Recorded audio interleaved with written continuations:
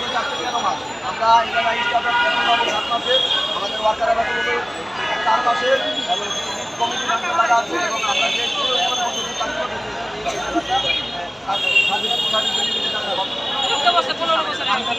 গত 15 বছর ধরে কোনো ঝামেলা ছিল না। আমাদের যে মালিকের বাবা আগে যখন ফ্যাক্টরি চালাতে ফ্যাক্টরি খুব ভালো করছে, আমরা 1 তারিখে 2 তারিখে স্যালারি পাইছি। যখন এর ছেলে আছে, ওর ছেলে আসে এই জায়গা থেকে আমাদের মেশিন বাইরে জায়গায় বাইরের থেকে মাল বিক্রি হয়, বিক্রি টাকাটা নিয়ে কক্সবাজার দেওয়া ওই জায়গায় দেওয়া আপনার একটা আবাসিক হোটেল দিচ্ছে। ওই আবাসিক হোটেলে আমাদের ফ্যাক্টরি টাকা নিয়ে ওই জায়গায় আপনি মোজ করতেছে এবং মালিক কেসিনো গেলে জুয়া গেলে আমাদের টাকা নিয়ে ওই জায়গায় নষ্ট করে ফেলছে। গত 13 মাস ধরে সমস্যা। আমরা গত 13 মাস ধরে ঢাকা আসতেছি, এমন কোনো মাস বাদ নাই যে 2-3 বার করে আমরা মিটিং না করতেছি, কিন্তু আমরা কোনো সমাধান পাচ্ছি না।